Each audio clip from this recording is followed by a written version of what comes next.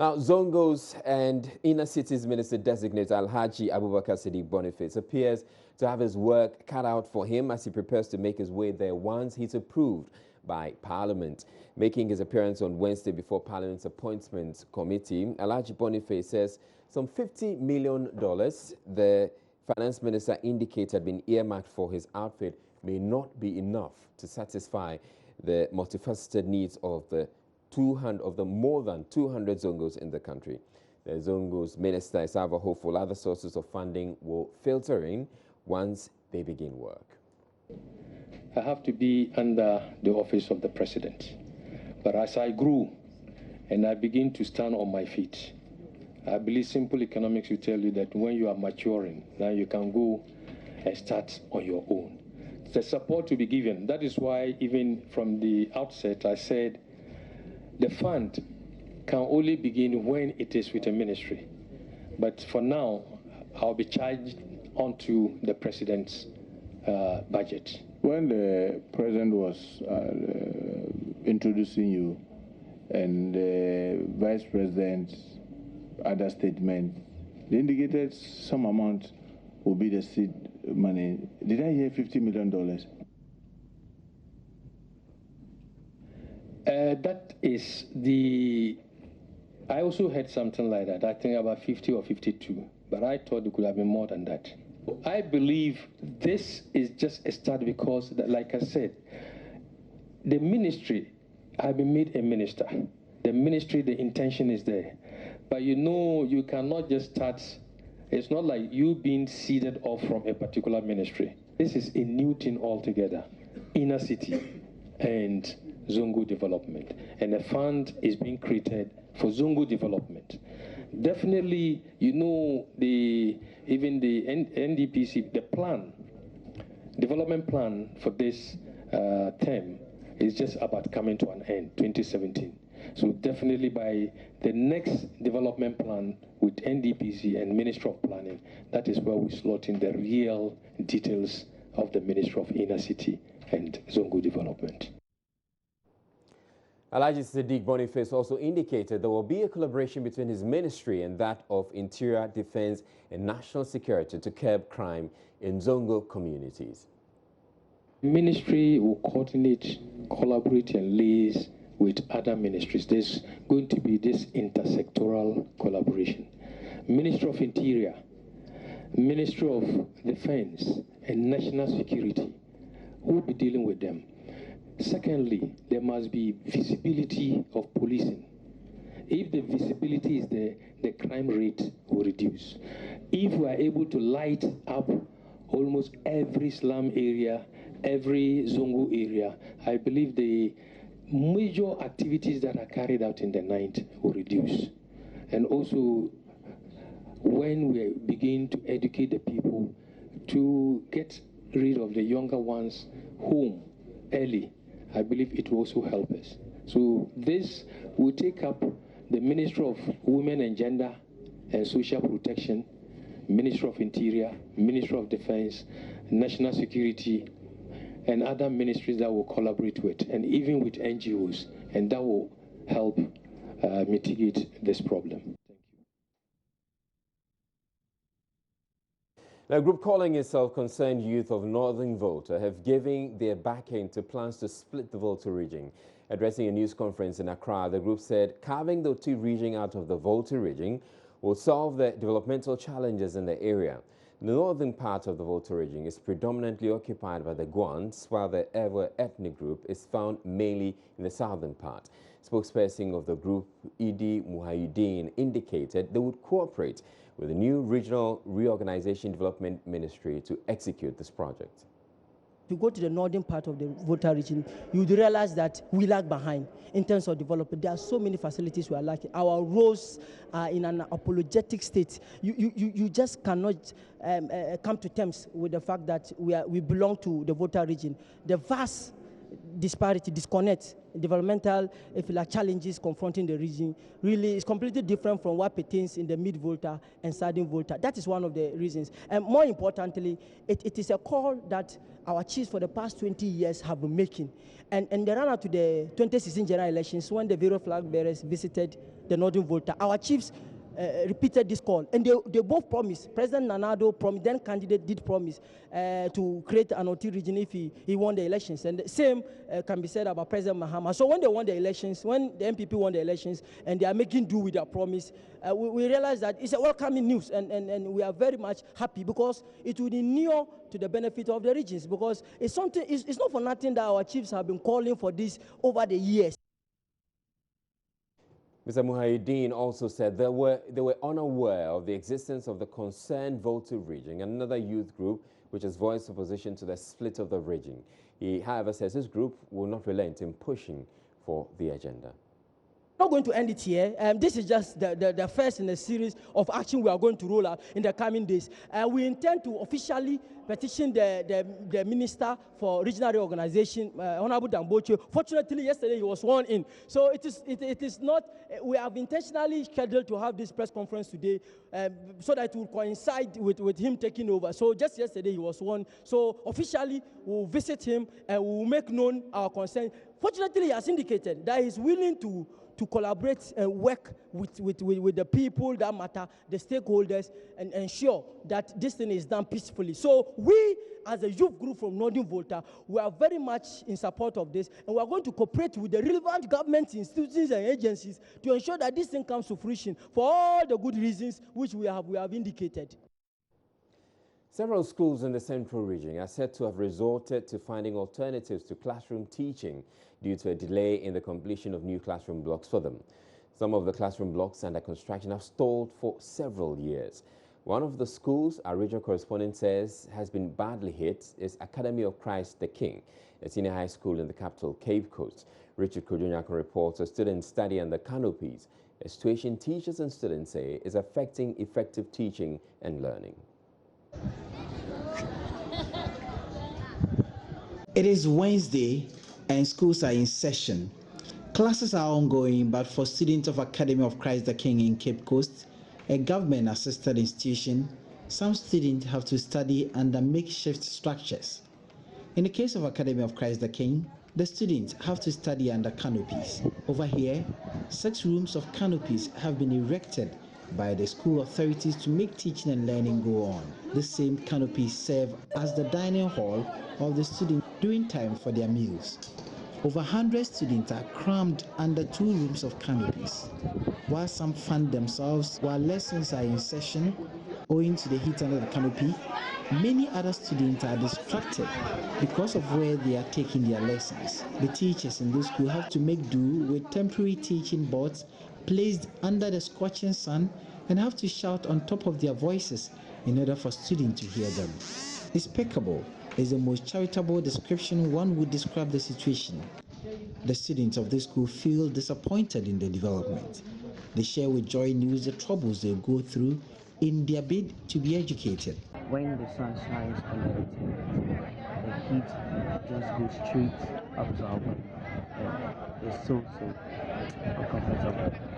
So how do the teachers cope? I mean, when they come to the class? At times, they do not want to come. It's their duty, so they have to come to class and force us to.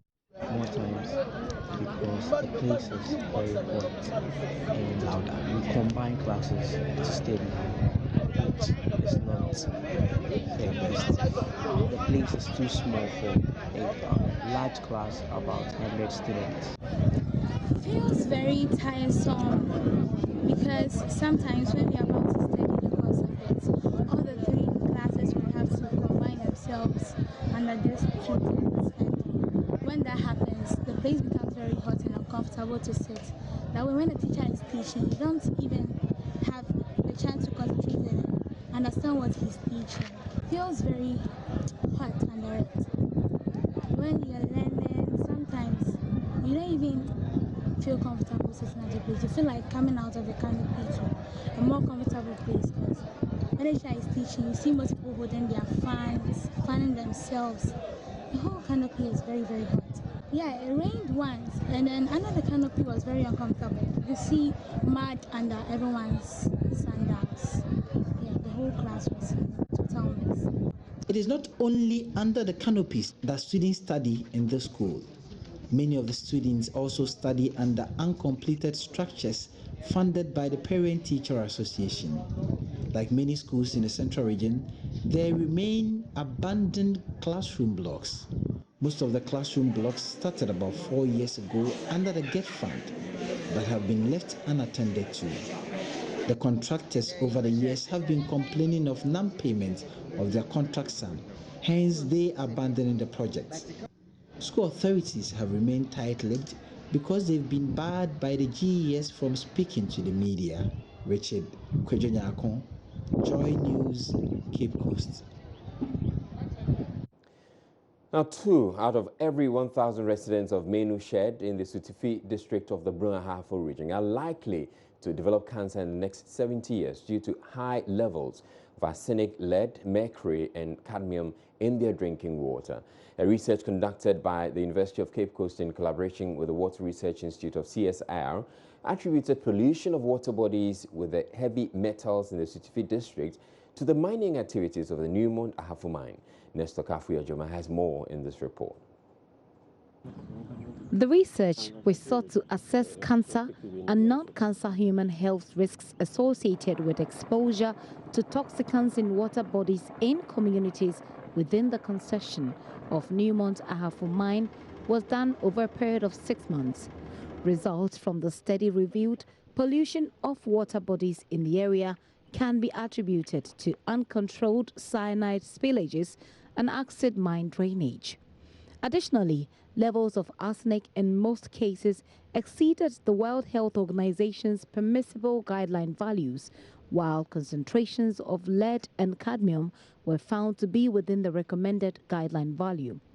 Senior research scientist with CSIR's Water Research Institute, Samuel Obri, gave highlights of their findings. We observed that some of the water bodies have high levels of heavy metals such as arsenic, cadmium, lead, and the rest. Then, for example, if you go to Menu Shed, the arsenic levels were way beyond the recommended WHO level. A senior lecturer at the University of Cape Coast, Dr. Emmanuel Yamuatenkrang, stated that the socio-economic effects of the Newmont Ahafo mine in the Asutifi district on women has largely been negative. He, however, enumerated some recommendations of his research. The point is that lands that are not being used currently, should just be released back to the people to farm for as long as they are not needed, in the concession. That is one. 2, we should pay attention to supply of potable water. Potable water. Now people cannot even harvest rainwater because of issues of quality. So access to potable water has to be improved. And then education.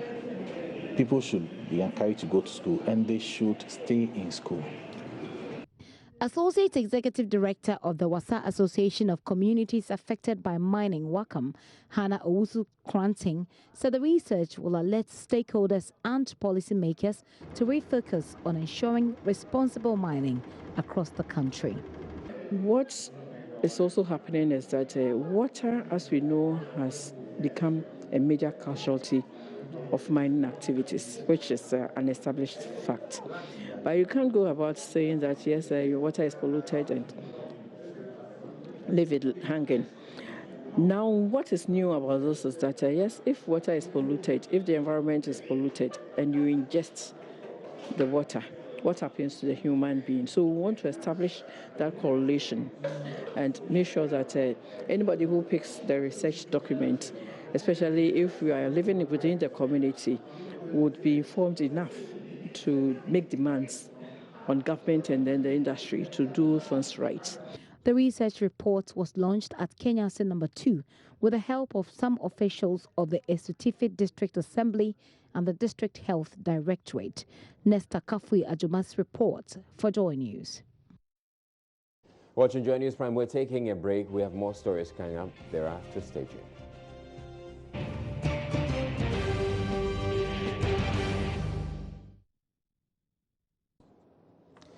Contractors working on the 135 million Ghana City Police Hospital redevelopment project are said to have abandoned the project. Parliament approved funds for the expansion some 5 years ago, recognizing the strain on the 35-bed ward of the hospital. Compelled to serve as many as 5,000 patients annually, the hospital is unable to effectively cater to patient needs. A senior medical officer at the facility revealed at a donation by the Melcom Group to the hospital, the project has stalled, despite the full project amount being approved by Parliament in 2012. He wants government to, as a matter of urgency, to complete the project. Joseph Akable reports. For the many children in the ward, they are calm, awaiting the day they depart to their homes. The redevelopment project, which commenced more than 4 decades ago, has stalled for years. In 2012, the Parliament of Ghana approved a loan agreement worth 135 million cedis for government to uplift the status of the hospital and ease congestion in the wards. This is not to be, as the project is at a halt. DCOP Dr. Marian Tetekobo wants government to intervene. We really need expansion. We are hoping that you see this big structure over the new hospital. It's been there for years, and one of the things we need is we pray that the government will actually come and complete it for us. And if it's completed, I think that it will serve us very well. We actually. How long has that project stalled? Oh, so far as I can remember, I think it's more than about 15 years. Yes. So this is an opportunity. I will ask. That if that is done, I think that it will give us more room. Director of Communication for the Melcom Group, who led to present items, explains it forms part of moves to help the country. We have an opportunity to also find out what the hospitals need. They are busy doing their jobs, so my office will go in there to find exactly what are your needs, and if we can manage, we supply. More donations may pour in going forward. The big question remains when the project, expected to enable the hospital adequately supplement the 37 military hospital, will be completed.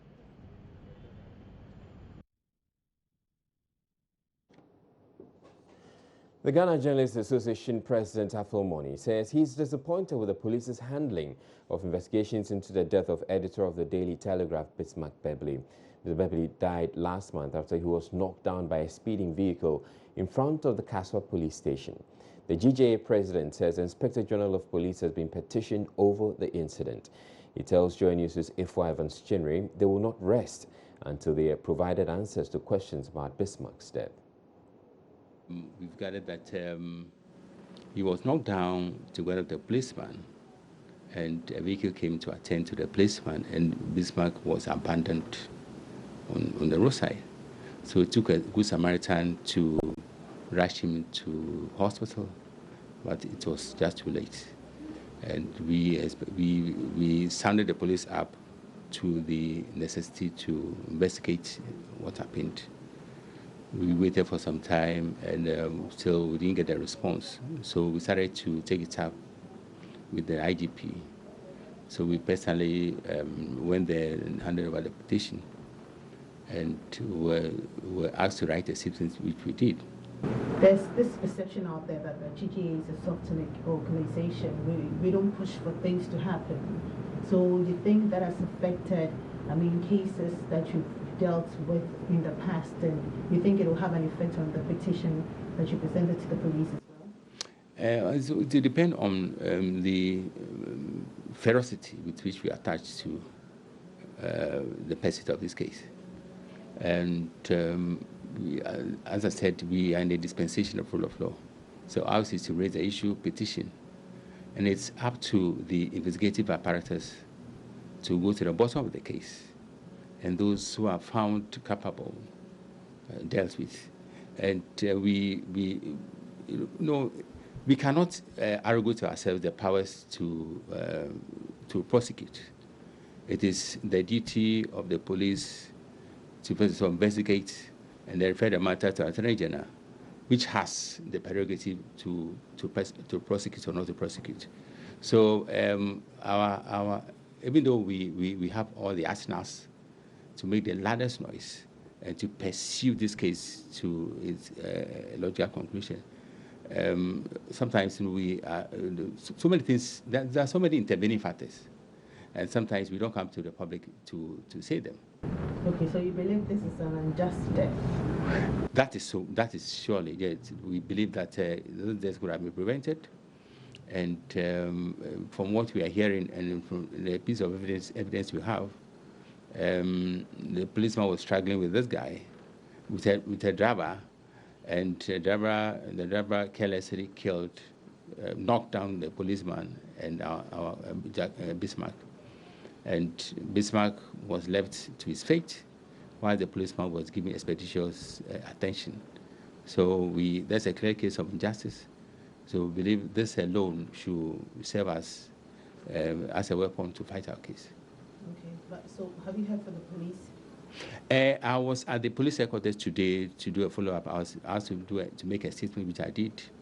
And the CID, Dakun, Inspector Dakun is doing the preliminary investigations.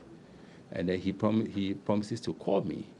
And so if it doesn't call, it will mean putting an appearance again to show the seriousness with which we are attacking this case. Okay, so how far are you willing to go? I mean, if you don't hear from the police. The answer, we went to the very top of the IGP, who asked his men to investigate.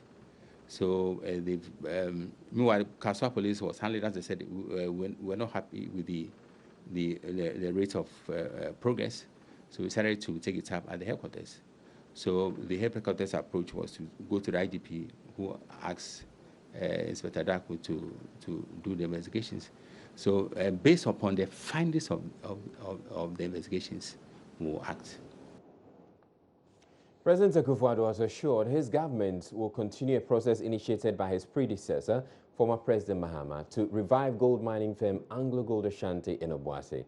The company, which owns one of the largest gold mines in the world, has been struggling in recent years to stay afloat. It had to shut down a substantial part of its Obuasi operations and laid off most of the workforce. At a meeting with chiefs of Adanse in the Ashanti region, the president said he has had discussions with management of Anglo Gold Ashanti and is confident talks started by the Mahama government will continue to ensure a revival of the mining firm. So man so no atia tum say aga baby aye kono na enhyeda mwaye isika sam obehwe nyina tosi adwuma so enkoyie enti no senhye bi wo ha betumi apejo man na masika ba memu na adwuma ba mu se adwuma na nesese ye ti ba ya ba so no posumi ena emsenra ne posumi pepepe Miswaye ma besaso. Shishia ye nyina no enche nyina ba be daddy. Dem so mans be hu sampa. De kan ya no ya kanse ye bubu ye no ma akikanse hu akaka ne ye wo bibi ye na ngyina bibi so nti ne ye kan ye kan no. No mans be hu se ampa. Se ne ye won shishia pa e mo ma no. Enti aba ne say de Sashi share no me say be ka man get nyina na teacher bi be ka dance man so me ba ho ko be ka wo boase ka wo from na am so me ba da be ka say so nyakopon ya adom na tumi no be di ensa Anglo Gold the Equembia, a bitumia fa, a mutumia petty Anglo Gold view. The twin of Bedimisa, ye Barbie, yes, Edmano.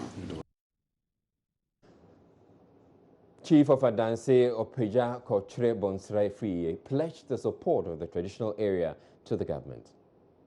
Dear Kakre Bestrani said, any Anglo Gold for Namu dear. Na the Bestre in say.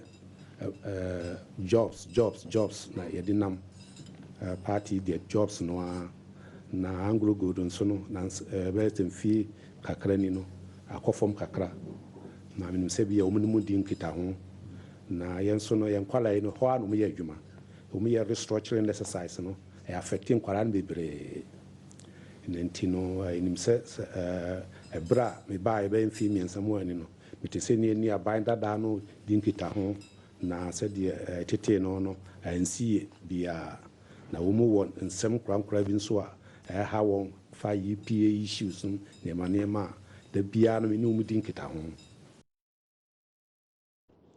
The King of Swaziland, Mswati III, has sent a delegation to Ghana to congratulate President Akufo-Addo on winning the December elections. The delegation, led by the National Secretary of Swaziland, pledged their support to President Akufo-Addo's government. Joy News' presidential correspondent Elting Brobe reports King Mswati has extended an invitation to the president to visit Swaziland. President Akufo-Addo, in return, expressed his willingness to engage the Swazi government for the development of the continent. The monarch of the small Southern African kingdom also expressed his condolence to Asante over the death of the Queen Mother, promising to visit the Asantehene Otumfuose Tutu II.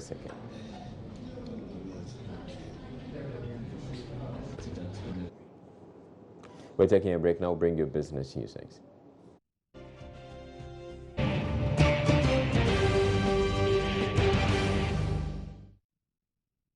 In many parts of northern Ghana, hundreds of girls are being married off against their will. Often the education of these teenagers is cut short. But with no one to help them out, many of these youngsters suffer in silence in their villages. Upper East Region correspondent Albert Sori spoke to some of these underage brides in the Upper East Region town of Naga for our latest Hotline documentary, Tender Brides of the North. Alice, as we have chosen to call her, is 14 years old. Her feminine features are not yet so visible.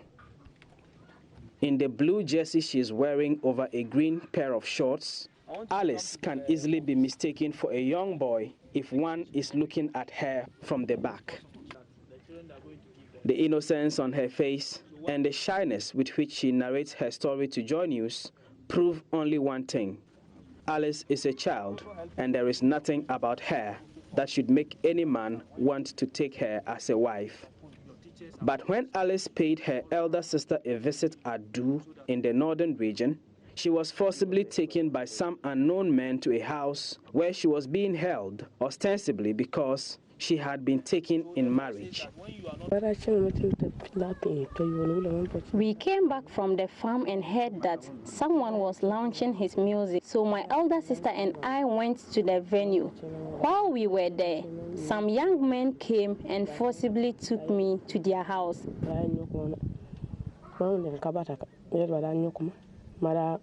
They said they had married me. I had never seen them before.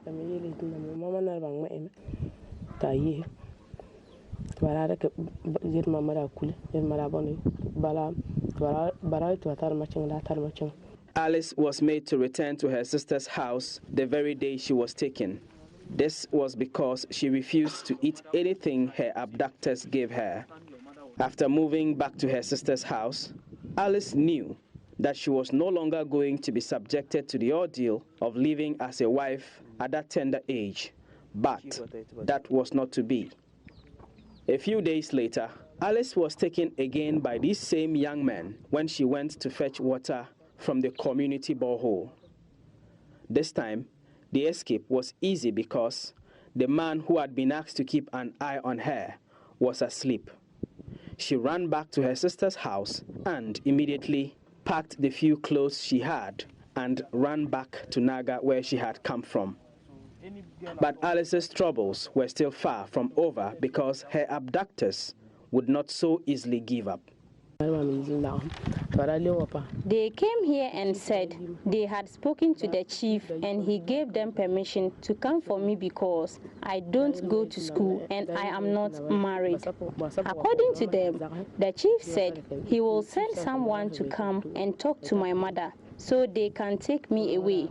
I have since become afraid because I don't want to marry anyone.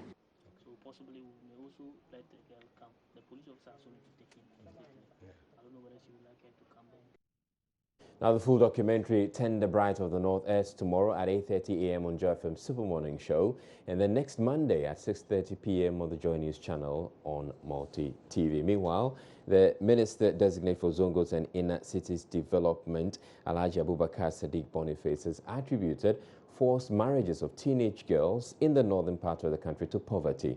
He says education is the only key to turning the situation around, while cautioning Muslim men not to abuse the Quranic law on polygamy, since marrying multiple wives was not mandatory in the religion. The bottom line of the problem where they give out their children to marry at early stages has to do with poverty. For me, I see it as the bottom line, which has to do with poverty.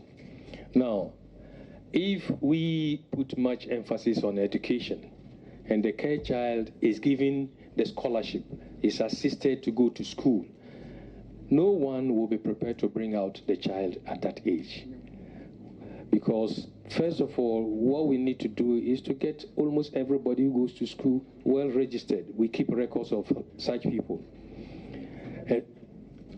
And then, Mr. Chairman, and then once we do that, I know, like within the Ali Sunnah, even today with the Tijaniyas, when you marry, you must first of all report yourself to the chief imam. We need to take your age into consideration before you are counseled and allowed to go and marry. So at a point in time, the leadership will advise the parent, because it is not about marrying now. Most people have broken homes based on that. And excuse me to say, as a Muslim, I'm entitled to 4 life wives. If I take you, excuse me, you are fair. My wife is here. Now I feel she's aging. If I see you very young, I believe I have to, because she's dark, I need a fair one.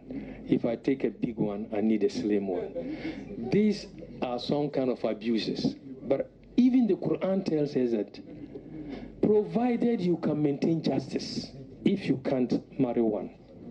So it is not a force that you should marry 4. So sometimes it depends on the schooling and the message that is being brought to the people. So I think when we begin that conscientization, it will be part of the model that will help change the minds of our parents.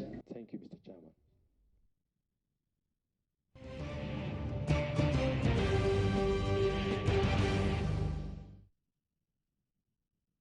Now, former Attorney General Martin Amidu has withdrawn his suit at the Supreme Court, in which he was seeking to examine businessman Alfred Woyome over the delay in the repayment of the 51 million CD judgment debt paid to him by the state.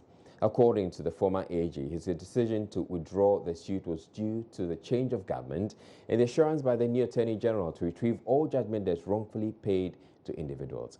Araba Kumsing recaps the whole case. Former Attorney General Martin Amidu filed an application at the Supreme Court on November 4, 2016 to personally examine Alfred Woyome 2 days after the then Attorney General Marietta Brew Apiopong disclosed that the state would discontinue an application to examine the one-time NDC financier orally.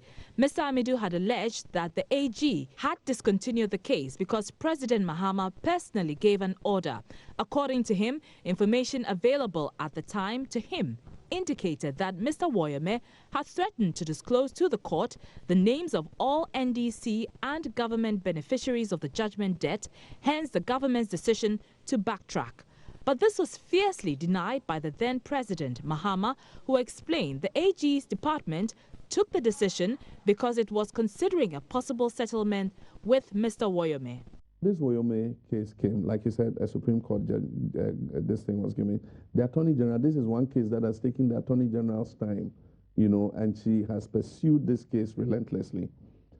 Recently, she put in an application to do an oral examination of Woyome. But at the same time, discussions had been ongoing in respect of settlement. And so before that happened, a terms of settlement was granted. And so she went to the Supreme Court and continued the oral examination so that she could look at the terms of settlement and see if it was acceptable, or meet with his lawyers and agree on what the terms were.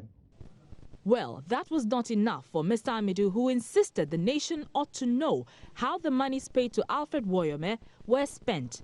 The court set November 24, 2016 to enable him examine the NDC financier orally. However, the case was fraught with several adjournments. Fast forward to January 2017, after the Akufo-Addo administration assumed the seat of power. Attorney General Gloria Akufu told Parliament's appointment committee she would put her best foot forward in ensuring the matter comes to a logical conclusion. If I recall, it was a question which was put by a pressman as to whether, when I assume office, I will do something about the Woyome case. And I said that I was going to review everything that was on my table, including that one. That was my response.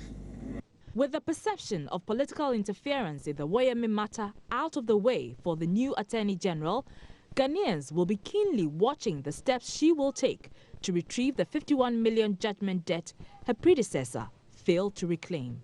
For Joy News, Araba Kumson. Now, legal practitioner KOFI BENTIL, he is with the Citizen Ghana movement. He joins us live via Skype this evening for his reaction to this. Good evening to you, Mr. BENTIL. What's your initial reaction to the turn-off event? Good evening. It's sad to see Mr. Amidu go. I would have preferred that he stayed and finished, the work that he started. But be that as it may, I think it is because he has a certain confidence that the current AG will continue the work that he started. Indeed, if that is not the case, then it will be a really huge loss. I think it's important that Mr. Woyome be examined, orally in court under oath, and he be made to answer certain questions. So it's sad to see Mr. Amidu go, but I hope that the new AG will continue the work he started. All right, so you're saying that you would have wished that Mr. Woyome would have been examined in court, but what we're really interested in is the money. So if the money comes and the oral examination doesn't happen, it shouldn't really be a big deal, should it? Essentially, yes, we are interested in the money. But the question is, after all these years, how sure are we that we are going to get that money? And I think the whole essence of this oral examination is to find where the money went, who got, the money. It's a way of also putting pressure on Mr. Woyome so that if he doesn't want to reveal too much, then he gets an incentive to actually produce the money. There's already a judgment that says he must produce the money. And he seems to be telling us that he doesn't have the money. And so under oath, he should be asked to, tell us what he did with the money. Israel, we gave him money. It is not like we are asking him to give us something that we didn't give him. He took 51 million cedis of our money, and all these years, he's had it and must have earned some interest or gotten some benefit from it. If he is telling us now that he doesn't have the money, it is reasonable for us to request of him under oath to tell us where the money is and for which reason he's not able to pay us, as the court ruling requires him to do. So that exercise of examining him under oath is very, very important to us getting the money. If he wants to short-circuit that whole process, the best way to do it is to just produce the money. Then we'll need to go through all of it. Now, in retrieving this money, how differently do you expect the new Attorney General to approach this case? Well, I honestly think that there is merit in this generally widely held view that there was some sort of a political angle to the collection of the money from Woyome not being successful. If that is true, then with a change of government, I guess there will be a different kind of agency to it. I think that the present AG will be more motivated because, indeed, the Woyome matter is one of the reasons why the previous government was voted out of power. And you know what some of us have done, in pursuing this thing? It is an affront to everything, that we stand for. So I think that the new government absolutely must put a lot of, weight on getting to the bottom of this matter.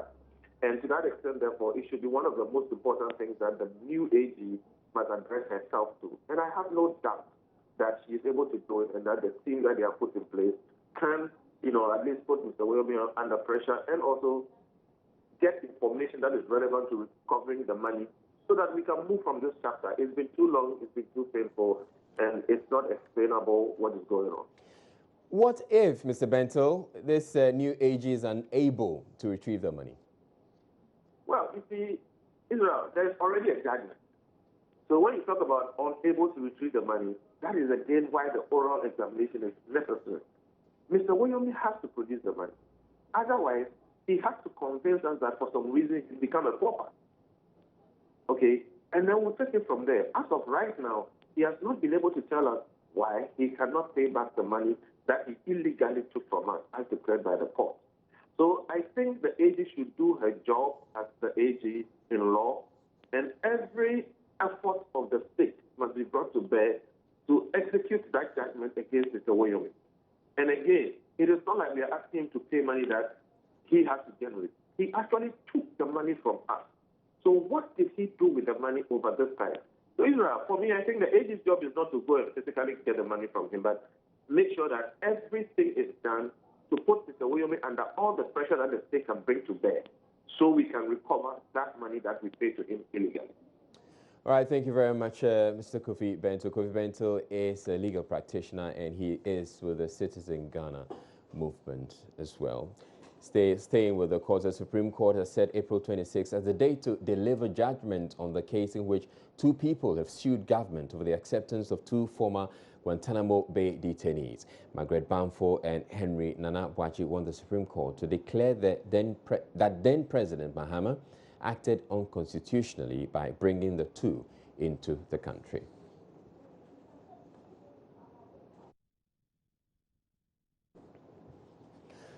Officials of the New Patriotic Party in the Upper West region have begun vetting shortlisted applicants for the position of district chief executives in the region. 124 persons applied for 11 vacant positions there. Regional Chairman Alhaji Abdurrahman Abubakar Short admonished their prospective MMDCs to accept the outcome of the vetting. Correspondent Rafiq Salam reports. Out of the 124 persons who applied for the position of municipal and district chief executives in the 11 municipal and districts in the Upper West region, 70 of them were shortlisted for the vetting.